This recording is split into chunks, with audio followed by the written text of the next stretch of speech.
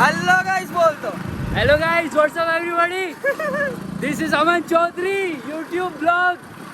Keep supporting this guy. He's traveled too much and in Rajasthan also he's doing well. हमारा लोग ज्यादा support करते हैं हमें।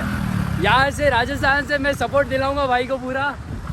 और मेरा आंखों में आंसू आ जाता है, इतना सपोर्ट करते हैं और इतना प्यार करते हैं हमारा लोग, कर्नाटका का लोग।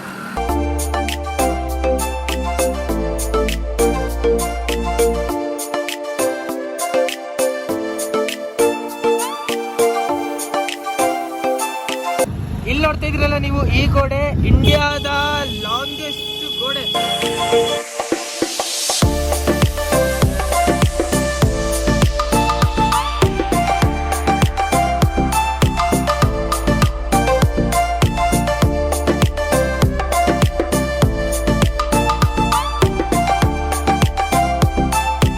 Welcome to the India's longest ಗೋಡೆ.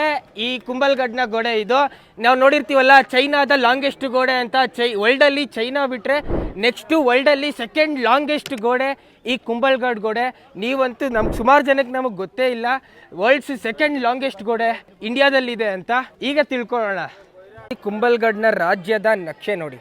ಕುಂಭ ಪ್ಯಾಲೇಸ್ ಇಲ್ಲಿದೆ ನೋಡಿ. ಇಲ್ಲಿಂದ ಸ್ಟಾರ್ಟ್ ಆದರೆ ಹಿಂಗೆ ಬರ್ತಾ ಇದು ಫುಲ್ಲು ಕುಂಭ ಪ್ಯಾಲೇಸ್. ಇದು ಕುಂಭ ಪ್ಯಾಲೇಸ್ನ ಗ್ರೇಟ್ ವಾಲು ಇಲ್ಲಿವರೆಗೂ ಇದೆ. 36 ಕಿಲೋಮೀಟರ್ ಇದೆ ಇದು. ಮೊಘಲರು 17 ಸಲ ಫೋರ್ಟ್ ಮೇಲೆ ಅಟ್ಯಾಕ್ ಮಾಡಿದ್ರು. ಆದ್ರೆ ಒಂದೇ ಒಂದು ಸಲನೂ ಅವ್ರ ಕೈಲಿ ಕೋಟೆಯ ಗೋಡೆಯ ಒಳಗಡೆ ನುಸ್ಲಕ್ಕೆ ಆಗ್ಲಿಲ್ಲ. ಅಷ್ಟು ಗಟ್ಟಿಯಾದಂಥ ಗೋಡೆ, ಎತ್ತರವಾದಂಥ ಗೋಡೆ. ಮತ್ತೆ ಈ ಕೋಟೆಯ ಗೋಡೆ 36 ಕಿಲೋಮೀಟರ್ ಸುತ್ಕೊಂಡ್ಬಂದಿದೆ. ರಜಪೂತ್ನ ಅಂಡರಲ್ಲಿ ಬರುವಂಥ ಮೇವಾಡ್ನ ಅಷ್ಟು ಆಲ್ಮೋಸ್ಟ್ ಎಲ್ಲ ಫೋರ್ಟ್ಗಳನ್ನು ತೋರಿಸಿ ನಿಮಗೆ. ಆ ಎಲ್ಲ ಫೋರ್ಟ್ಗಳಲ್ಲೂ ಈ ಕುಂಭಲ್ಗಢ್ ಟಾಪಲ್ಲಿ ನಿಂತ್ಕೊಳ್ಳುತ್ತೆ. ಯಾಕಂದರೆ ಇದು ಮಹಾರಾಜ ಕುಂಭ ಕಟ್ಟಿರೋ ಅಂಥ ಕುಂಭಲ್ಗಢ್ ಕೋಟೆ.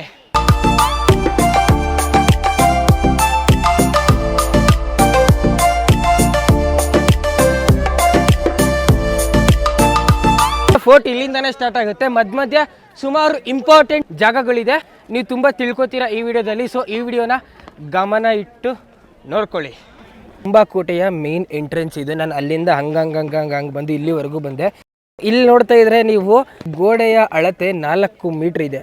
ಈ 4 ಮೀಟ್ರಲ್ಲಿ ಆರಾಮಾಗಿ ಒಂದು ಕುದುರೆ ಆರಾಮಾಗಿ ಓಡ್ಬೋದು. ಹಾಗೆ ಮುಂದೆ ಹೋಗ್ತಾ 2 ಕುದುರೆ, 3 ಕುದುರೆ, 4 ಕುದುರೆ, ಟೋಟಲ್ ಆಗಿ 5 ಕುದುರೆ ಆ ಎಂಡ್ ಹೋಗೋ ಅಷ್ಟೊತ್ತಿಗೆ 5 ಕುದುರೆ ಹೋಗೋ ಅಷ್ಟು ವೈಡ್ ಇದೆ ಈ ಗೋಡೆಯ ಟಾಪು.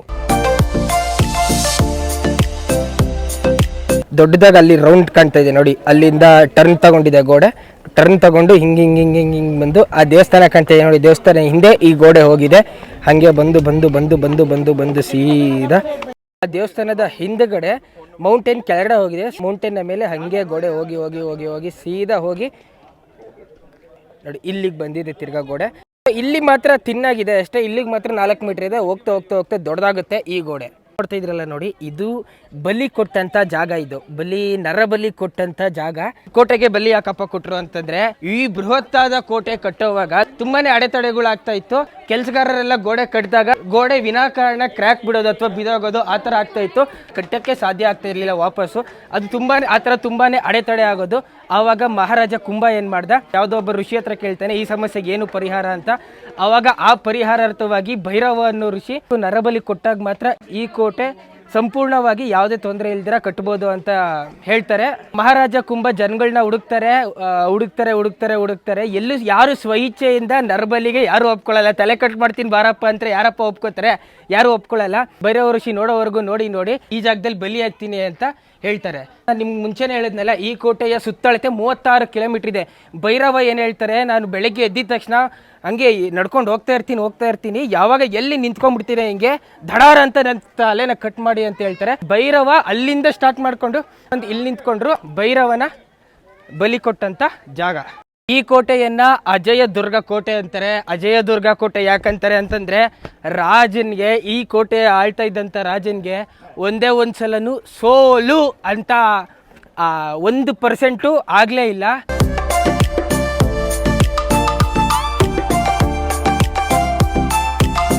ನೋಡ್ತಾ ಇರೋದು ಇಲ್ಲಿ ಕಾಣ್ತಿರೋದು ನಿಮ್ಗೆ ವಾಚ್ ಟವರ್. ಇಲ್ಲಿಂದ ಸೈನಿಕ ನಗಾರಿ ಜೊತೆ ರೆಡಿಯಾಗಿ ನಿಂತಿದ್ದ. ಅವಾಗ ಎನಿಮಿಗಳು ಯಾರಾದ್ರೂ ಬರ್ತಾ ಇದ್ರು ಅಲ್ಲಿಂದ ದೂರ ಅಂದ್ರೆ ಜೋರಾಗಿ ನಗಾರಿ ಬಾರಿಸ್ತಾ ಇದ್ದ.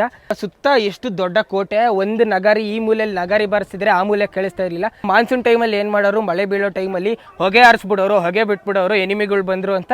ಸಮ್ಮರ್ ಟೈಮಲ್ಲಿ ಹೊಗೆ ಬಿಟ್ರೆ ಜಾಸ್ತಿ ಕಾಣಲ್ವಲ್ಲ, ಅವಾಗ ಏನ್ ಮಾಡೋರು ಮಿರರ್ ಈ ತರ ಸುತ್ತ ಕೋಟೆಯ ವಾಚ್ ಟವರ್ಗಳಿದೆ, ಸುಮಾರು ವಾಚ್ ಟವರ್ಗಳಿದೆ. ಒಂದು ವಾಚ್ ಟವರ್ ಇಂದ ಇನ್ನೊಂದು ವಾಚ್ ಟವರ್ಗೆ ಮಿರರ್ ರಿಫ್ಲೆಕ್ಟ್ ಮಾಡೋರು. ಎಲ್ಲ ಸೈನಿಕರು ಅವಾಗ ರೆಡಿ ಇರೋರು ಫೈಟ್ಗೆ. ಚಿತ್ತೋಡ್ಗಢ ಕೋಟೆ ಮತ್ತೆ ಉದಯ್ಪುರ್ ಸಿಟಿ ಪ್ಯಾಲೇಸ್ ನ ಕೋಟೆಗಳನ್ನೆಲ್ಲ ನಾನು ನಿಮ್ಗೆ ತೋರಿಸಿದೀನಿ. ಕೋಟೆಯ ಬಾಗ್ಲ ಮೇಲೆ ಮುಳ್ಳಿರುತ್ತೆ ನೋಡಿ. ಅವಾಗ ಆ ಡೋರ್ ನ ಓಪನ್ ಮಾಡ್ಸಕ್ ಏನ್ ಮಾಡ್ತಾ ಇದ್ರು, ಆನೆಗಳ ಕೈಲಿ ಗುದ್ದಿಸ್ತಾ ಇದ್ರು. ಆ ಡೋರ್ ನ ಆನೆಗಳ ಕೈಲಿ ಗುದ್ದಿಸಿದ್ರೆ ನೋಡಿ ಇಲ್ಲೆಲ್ಲ ಇರುತ್ತೆ ನೋಡಿ ಮುಳ್ಳು ನೋಡಿ ಮುಳ್ಳು ಕಾಣ್ತಾ ಇದೆ ನೋಡಿ. ನೆತ್ತಿಗೆ ಚುಚ್ಕೊಳುತ್ತಲ್ಲ, ಅವಾಗ ಆನೆಯ ಸಾವಾಗುತ್ತೆ. ಸಾವಾಗೋದನ್ನ ತಪ್ಸಕ್ಕೆ ಒಂಟೆಯ ಮರಿಗಳನ್ನ ಹೆಲ್ಮೆಟ್ ತರ ಕಟ್ಬಿಡ್ತಾ ಇದ್ರು. ಆನೆಯ ನೆತ್ತಿಗೆ ಒಂಟೆಯ ಮರಿಗಳನ್ನ ಕಟ್ಬಿಟ್ಟು ಅವಾಗ ಓಡಿಸ್ತಾ ಇದ್ರು. ಅವಾಗ ಈ ಕೋಟೆಯ ಬಾಗಿಲುಗಳನ್ನ ಓಪನ್ ಮಾಡ್ತಾ ಇದ್ರು. ಆನೆ ಇಲ್ಲಿಂದ 100 ಮೀಟರ್ ಹಿಂದೆಯಿಂದ ಓಡ್ ಬಂದು ಪವರ್ ಇಂದ ಈ ಗೋಡೆನ ಹೊಡಿತಾ ಇದ್ರು. ಆದ್ರೆ ಈ ಜಾಗದಲ್ಲಿ ಯಾವುದೇ 100 ಮೀಟರ್ ಜಾಗನೇ ಇಲ್ಲ. ಆನೆ ನಿಂತ್ಕೋಬಹುದಷ್ಟೇ, ಹೆಚ್ಚು ಕಮ್ಮಿ ಆನೆ ನಿಂತ್ಕೊಬಹುದಷ್ಟೇ. ಆನೆ ಹಿಂದೆಯಿಂದ ಓಡ್ ಬಂದ್ಬಿಟ್ಟು ಹೊಡೆಯಕ್ಕೆ ಸಾಧ್ಯನೇ ಆಗ್ತಿರ್ಲಿಲ್ಲ. ಅತಿ ಚಿಕ್ಕ ಜಾಗ ಇದು. ಆನೆನ ಉಪಯೋಗಿಸಿದ್ರು, ಆನೆಗೆ ಹೆಲ್ಮೆಟ್ ತರ ಒಂಟೆ ಮರಿನ್ ಕಟ್ಟಿದ್ರು, ಏನು ಯೂಸ್ ಆಗ್ತಿರ್ಲಿಲ್ಲ. ಮಹಾರಾಣ ಕುಂಭ ತುಂಬಾನೇ ಬುದ್ಧಿವಂತಿಕೆಯಿಂದ ಈ ಕೋಟೆನ ಬಿಲ್ಡ್ ಮಾಡಿದ್ದಾರೆ.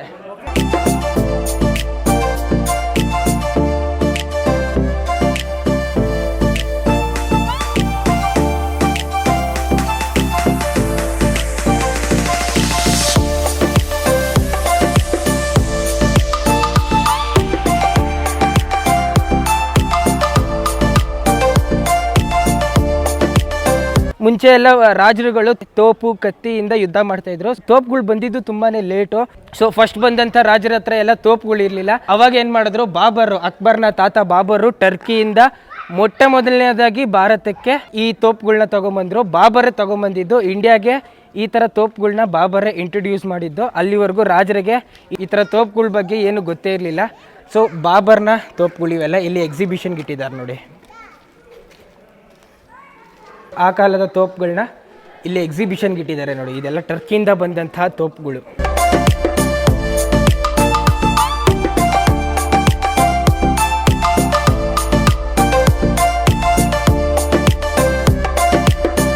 ನೋಡಿ ಮುಂಚೆ ಜೈಲಿದು, ಜೈಲ್ ಒಳಗಡೆ ಈಗ ಯಾರೇ ಕೈದಿಗಳು ಇಲ್ವಲ್ಲ, ಅದಕ್ಕೆ ಇದ್ರೊಳಗಡೆ ತೋಪುಗಳು ಇಟ್ಬಿಟ್ಟು ಡಿಸ್ಪ್ಲೇ ಮಾಡ್ತಾ ಇದ್ದಾರೆ.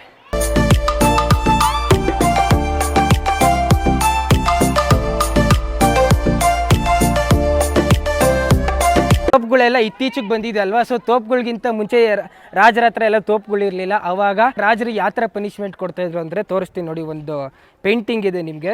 ಇದು ನಾನು ಉದಯ್ಪುರ್ಗೆ ಹೋದಾಗ ಉದಯ್ಪುರ್ನ ಮ್ಯೂಸಿಯಮಲ್ಲಿ ಇತ್ತಿದ್ದು, ಅಲ್ಲಿಂದ ಫೋಟೋ ತೊಗೊಂಬಂದಿರೋದು ನಾನು.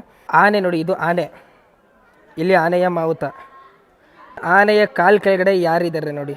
ಯಾರಾದ್ರೂ ಕೈದಿಗಳನ್ನ ಶಿಕ್ಷಿಸಬೇಕಾದ್ರೆ ಸೀದಾ ಆನೆ ತಗೊಂಬಂದು ಆನೆ ಕಾಲಿಂದ ಕೈದಿ ತಲೆನ ಪಚಡಿ ಮಾಡ್ಬಿಡ್ತಾ ಇದ್ರು. ಅದಂತೂ ಘೋರವಾದಂಥ ಪನಿಷ್ಮೆಂಟು.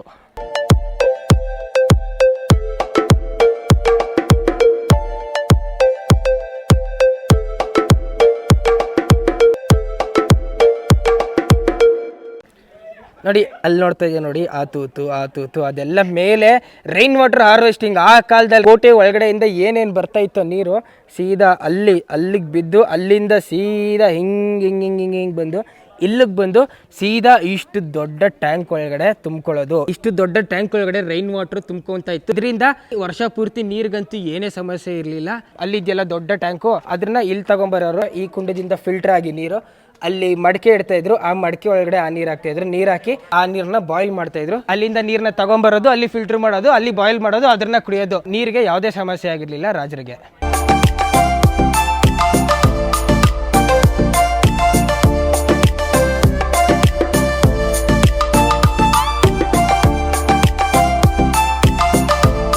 ಈ ಜಾಗದಲ್ಲಿ ರಾಣಾ ಪ್ರತಾಪ್ ಸಿಂಗು ಹುಟ್ಟಿದ್ದು. ಈ ಸದ್ಯಕ್ಕೆ ಇದು ಲಾಕ್ ಮಾಡಿದ್ದಾರೆ. ಜನಗಳೆಲ್ಲ ಬಂದು ಇಲ್ಲಿ ಗಲೀಜು ಮಾಡ್ಬಿಡ್ತಾರಲ್ಲ, ಅವಾಗ ಮಹಾರಾಜನ್ಗೆ ಅವಮಾನ ಮಾಡ್ದಂಗೆ ಆಗುತ್ತೆ. ಅದಕ್ಕೆ ಇದು ಈ ರೂಮ್ ಮಾತ್ರ ಸೆಂಟ್ರಲ್ ಗೌರ್ಮೆಂಟ್ನ ಅಂಡರಲ್ಲಿ ಇದೆ. ಇದು ಯಾವುದೇ ಕಾರಣಕ್ಕೂ ತೆಗಿಯಲ್ಲ.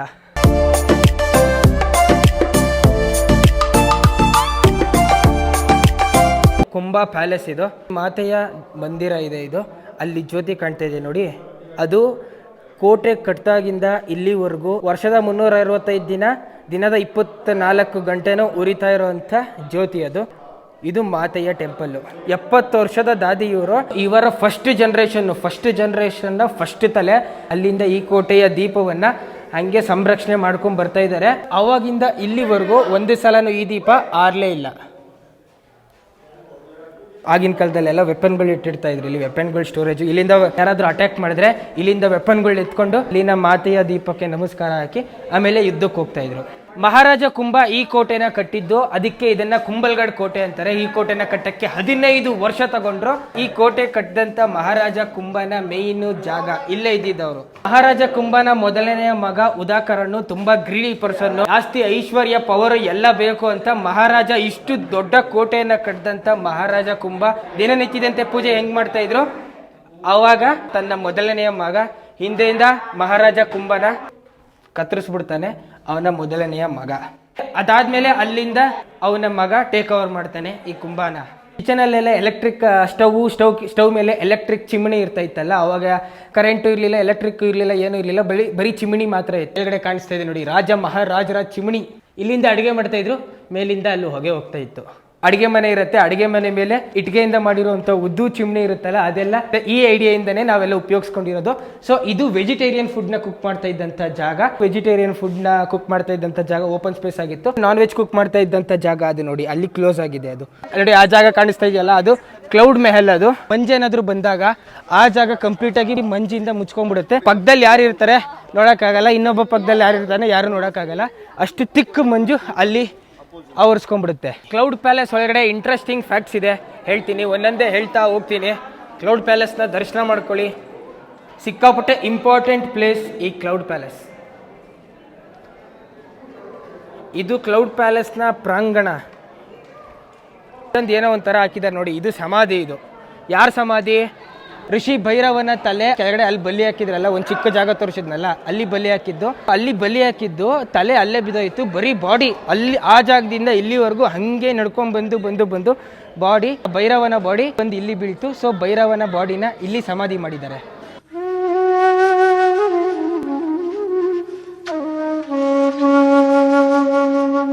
ಇಲ್ಲಿ ತುಪ್ಪ ಎಣ್ಣೆ ಎಲ್ಲ ಹಾಕ್ಬಿಟ್ಟು ದೀಪ ಉರಿಸ್ತಾ ಇದ್ರು. ತುಂಬಾ ದೊಡ್ಡ ದೀಪ ಉರಿಸ್ತಾ ಇದ್ರು. ಯಾಕಂದ್ರೆ ರಾತ್ರಿ ಆದ್ರೆ ರಾಜ ಮಹಾರಾಜರಿಗೆ ಬೆಳಕಿರ್ತಾ ಇರ್ಲಿಲ್ಲ, ಅಲ್ಲಿ ಎಲೆಕ್ಟ್ರಿಸಿಟಿನೂ ಇರ್ತಾ ಇರ್ಲಿಲ್ಲ, ಕರೆಂಟ್ ಇರ್ಲಿಲ್ಲ ಅಂತಂದ್ರು. ಈ ಕೋಟೆ ಬೆಳಕಲ್ಲಿರೋದು. ಮನೆಗೆ ಪೇಂಟಿಂಗ್ ಮಾಡಿಸ್ತೀವಿ ನೋಡಿ, ರೆಡ್ ಅಲ್ಲೇ 10 ತರ ಇದೆ, ಬ್ಲೂ ಅಲ್ಲೇ 10 ತರ ಇದೆ, ಯೆಲ್ಲೋ ಅಲ್ಲೇ 10 ತರ ಇದೆ. ಆದ್ರೆ ಅವಾಗ ಬರೀ 5 ಕಲರ್ ಇದ್ದಿದ್ದು, blue, red, yellow, white, green. ಅದೆಲ್ಲ ಮೌಂಟೇನ್ ಇಂದ ತಗೊಂಡ್ ಬರ್ತಾ ಇದ್ರು. ಆ ಮೌಂಟೇನ್ ಇಂದ ತಗೊಬಂದಂತಹ ಪೇಂಟಿಂಗ್ ನ ಅಳಿಲಿನ ಕೂದಲನ್ನ ಕಿತ್ಕೊಂಡು ಅದರಿಂದ ಪೇಂಟ್ ಬ್ರಷ್ ಮಾಡಿ ಅದರಿಂದ ಪೇಂಟಿಂಗ್ ಮಾಡ್ತಾ ಇದ್ರು.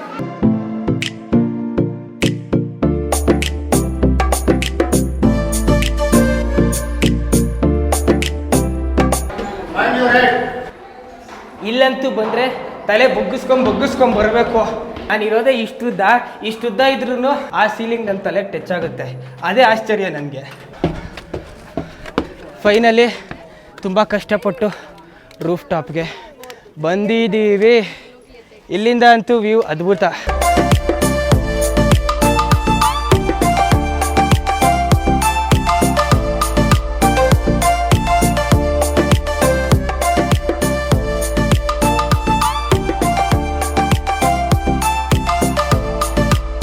ಹಲೋ,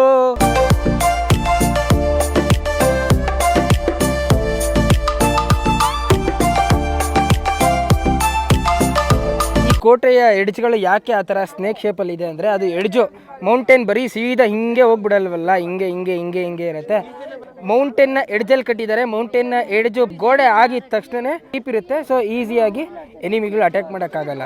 ಇಡೀ ಇಂಡಿಯಾದಲ್ಲಿ 4 ಮೌಂಟೇನ್ ರೇಂಜ್ಗಳು ಅತಿ ಉದ್ದವಾಗಿದೆ. ಅದರಲ್ಲಿ ನಾವಿರುವಂಥ ಅರಾವಳಿ, ಸತ್ತಪುರ, ವಿಂಧ್ಯಾಚಲ್ ಮತ್ತೆ ಹಿಮಾಲಯನ್ಸು. ಇಷ್ಟು ಮೌಂಟೇನ್ಗಳಲ್ಲಿ ನಾವಿರುವಂಥ ಈ ಅರಾವಳಿ ಮೌಂಟೇನು ಹಳೇದು, ತುಂಬ ಪುರಾತನವಾದಂಥ ಅರಾವಳಿ ಮೌಂಟೇನ್ಸು. ಈ ಅರಾವಳಿ ಮೌಂಟೇನ್ಸು ಗುಜರಾತ್ನ ಅಹಮದಾಬಾದಿಂದ ಸ್ಟಾರ್ಟ್ ಆದರೆ ಅಲ್ಲಿಂದ ರಾಜಸ್ಥಾನದಿಂದ ಹಂಗೆ ಹಾದೋಗಿ ಸೀದಾ ಡೆಲ್ಲಿಲಿ ಎಂಡ್ ಆಗುತ್ತೆ. ಅರಾವಳಿ ಮೌಂಟೇನ್ಸು ಅತಿ ಹಳೇದಾಗಿರುವಂಥ ಮೌಂಟೇನು. ನಿಮಗೆ ಚಿತ್ತೋಡ್ಗಢನ ಕೋಟೆ ತೋರಿಸ್ತಾ ಇದ್ನಲ್ಲ, ಒಂದೊಂದು ಪಾಯಿಂಟ್ನ ಎಕ್ಸ್ಪ್ಲೇನ್ ಮಾಡ್ತಾ ಇದ್ನಲ್ಲ, ಅವಾಗ ಮೇನ್ ಪಾಯಿಂಟ್ ಏನಂದ್ರೆ, ಅಷ್ಟು ಸೈನ್ಯ ಇತ್ತು, ಅಷ್ಟು ದೊಡ್ಡ ಕೋಟೆ ಇತ್ತು ಚಿತ್ತೋಡ್ಗಢಲ್ಲೂ ಸಹ. ಆದರೆ ಅಲ್ಲಾವುದ್ದೀನ್ ಖಿಲ್ಜಿ ಹೆಂಗ್ ಕ್ಯಾಪ್ಚರ್ ಮಾಡ್ಕೊಂಡ, ಅವನ ಸ್ಟ್ರಾಟಜಿ ಹೆಂಗಿತ್ತು ನೋಡಿ. ರಾಜರ ಮಹಾರಾಜರು ಕೋಟೆ ಒಳಗಡೆ ಇರ್ತಾ ಇದ್ರು. ಆಚೆ ಊರುಗಳಿಂದ ದವಸ ಧಾನ್ಯಗಳೆಲ್ಲ ಕೋಟೆಯ ಒಳಗಡೆ ಹೋಗ್ತಾ ಇತ್ತು. ಕೋಟೆ ಅಂತೂ ತುಂಬಾ ಸಂರಕ್ಷಣೆಯಲ್ಲಿತ್ತು. ಸೈನಿಕರು ತುಂಬಾ ಗಟ್ಟಿಮುಟ್ಟಾಗಿದ್ರು, ಯಾರನ್ನೂ ಒಳಗಡೆ ಬಿಡ್ತಾ ಇರ್ಲಿಲ್ಲ. ಅಲ್ಲಾವುದ್ದೀನ್ ಖಿಲ್ಜಿ ಆಡಿದಂತ ಆಟ ಕೋಟೆ ಒಳಗಡೆ ಹೋಗ್ತಾ ಇದ್ದಂತ ಅಷ್ಟು ದವಸ ಧಾನ್ಯಗಳನ್ನೆಲ್ಲ ಸ್ಟಾಪ್ ಮಾಡ್ಬಿಡ್ತಾ ಇದ್ದ. ಅವಾಗ ರಾಣಾ ರತನ್ ಸಿಂಗು ಅನಿವಾರ್ಯವಾಗಿ ಕೋಟೆಯ ಬಾಗಿಲನ್ನ ತೆಗೆದು ಅಲ್ಲಾವುದ್ದೀನ್ ಖಿಲ್ಜಿ ಜೊತೆ ಅಗ್ರಿಮೆಂಟ್ ಮಾಡ್ಕೊಂಡು ಆದ್ಮೇಲೆ ಏನೆಲ್ಲ ಆಯ್ತು ನಿಮ್ಗೆಲ್ಲ ಹೇಳಿದ್ದೀನಿ. ಆ ವಿಡಿಯೋ ನೋಡಿಲ್ಲ ಅಂತಂದ್ರೆ ಇಲ್ಲಿ ಬರುತ್ತೆ. ಈ ವಿಡಿಯೋ ನೋಡಾದ್ಮೇಲೆ ಆ ಚಿತ್ತೋಡ್ಗಢನ ವಿಡಿಯೋ ನೋಡಿ. ಅಲ್ಲೆಲ್ಲ ಆ ತರ ಆಟ ಆಡಿದ್ರು. ಇಲ್ಲೂ ಇನ್ವೇಡರ್ಸು ಅದೇ ತರ ಆಟ ಆಡಿದ್ರು. ಕೋಟೆಯ ಒಳಗಡೆ ಬರ್ತಾ ಇದ್ದಂತ ದವಸ ಧಾನ್ಯಗಳನ್ನೆಲ್ಲ ಬಂದ್ ಮಾಡ್ಬಿಡ್ತಾರೆ. ಇಲ್ಲಿಗೆ ಅಟ್ಯಾಕ್ ಮಾಡಿ ಬಂದಂತ ಇನ್ವೇಡರ್ಸು ಆ ಬಂದ್ ಮಾಡಿದ್ರು ಸಹ 1 ಸಂವತ್ಸರಕ್ಕೆ ಎಷ್ಟು ಬೇಕಾಗಿತ್ತೋ ಅಷ್ಟು ದವಸ ಧಾನ್ಯಗಳು ಎಲ್ಲ ಈ ಕೋಟೆ ಒಳಗಡೆನೆ ಇತ್ತು. ನಾನು ನಿಮ್ಗೆ ತೋರಿಸ್ತೇನೆ ನೋಡಿ. ಆವಾಗಲೇ ರೈನ್ ವಾಟರ್ ಹಾರ್ವೆಸ್ಟಿಂಗು, ರೈನ್ ವಾಟರ್ನ ಅಲ್ಲಿ ಸ್ಟೋರೇಜ್ ಮಾಡ್ತಾ ಇದ್ರು. ಮತ್ತೆ ಈ ಫೋರ್ಟ್ನ ಬೃಹತ್ ಆಗಿರುವಂತ ಕಾಂಪೌಂಡ್ ನ ಒಳಗಡೆ 4 ಡ್ಯಾಮ್ಗಳಿದೆ, 100 ಬಾವಿಗಳಿದೆ. ಅಲ್ಲಿಂದ ನೀರಿನ ಸ್ಕೇರ್ಸಿಟಿ ಯಾವಾಗಲೂ ಉಂಟಾಗೇ ಇರ್ತಿರ್ಲಿಲ್ಲ. ಎಲ್ಲ ದಿನಕ್ಕೆ 11,000 ಜನ ತಿಂದ್ರು. 1 ವರ್ಷಕ್ಕೆ ಮೇಂಟೈನ್ ಆಗುವಂತ ಅಷ್ಟು ದವಸ ಧಾನ್ಯಗಳು ಈ ಕೋಟೆಯಲ್ಲಿ ಸ್ಟೋರೇಜ್ ಆಗಿರೋದು. ಸೊ ಅದೊಂದು ಮೇನ್ ಪಾಯಿಂಟು. ಈ ಕೋಟೆನ ಯಾರು ಅಟ್ಯಾಕ್ ಮಾಡಕ್ ಸಾಧ್ಯನೇ ಆಗಿರ್ಲಿಲ್ಲ.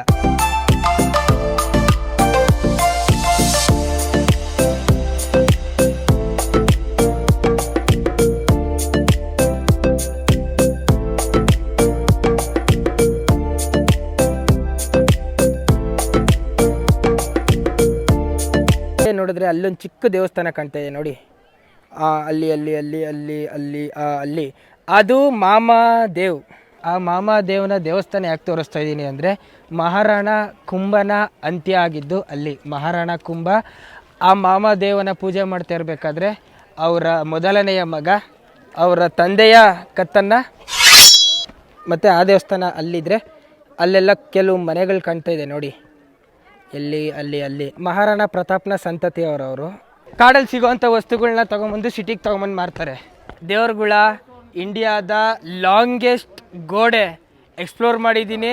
ಕುಂಭಲ್ಗಢ್ ಫೋರ್ಟು ಎಕ್ಸ್ಪ್ಲೋರ್ ಮಾಡಿದ್ದೀನಿ. ಒಳಗಡೆ ಏನೇನು ನಡೆದಿತ್ತು ಹಿಸ್ಟ್ರಿ ಹೇಳಿದ್ದೀನಿ. ಇಂಪಾರ್ಟೆಂಟ್ ಪಾಯಿಂಟ್ಸ್ ಎಲ್ಲ ಏನೇನು ಹೇಳಬೇಕು ಎಲ್ಲ ಹೇಳಿದ್ದೀನಿ. ಈ ವಿಡಿಯೋ ನೀವು ಎಂಜಾಯ್ ಮಾಡಿದ್ದೀರಾ ಅಂತ ಅಂದ್ಕೊಂಡಿದ್ದೀನಿ. ಈ ವಿಡಿಯೋ ಇಷ್ಟ ಆಗಿದ್ರೆ ಲೈಕ್ ಮಾಡಿ, ಇಲ್ಲಾಂದರೆ ಡಿಸ್ಲೈಕ್ ಮಾಡಿ. ಒಟ್ಟಿನಲ್ಲಿ ಏನಾದ್ರು ಒಂದು ಮಾಡಿ, ಸುಮ್ಮನೆ ಏನು ಮಾಡಿದ್ದೀರಾ ಹಂಗೆ ಹೋಗಬೇಡಿ. ಏನು ಮಾಡಿದ್ದೀರಾ ಹಂಗೆ ಹೋದರೆ ಅದೇ ಬೇಜಾರಾಗೋದು ನನಗೆ. ಏನೋ ಒಂದು ಒತ್ತಿ. ಮತ್ತೆ ಮುಂದಿನ ವಿಡಿಯೋದಲ್ಲಿ ಇದೇ ಥರ ಇನ್ನೊಂದು ಏನಾದ್ರು ಸ್ಪೆಷಲ್ ಆಗಿರೋದು ತೊಗೊಂಬರ್ತೀನಿ. ಅಲ್ಲಿವರೆಗೂ take care. Tata bye bye. Tata bye bye from Kumbhalgarh fort, Rajasthan. Thank you. Thank you. ಎಲ್ಲ ನಗ್ತಾವ್ರ ಗುರು. वो बाइक कह रहे हो नो बस ನೋ ಬಸ್.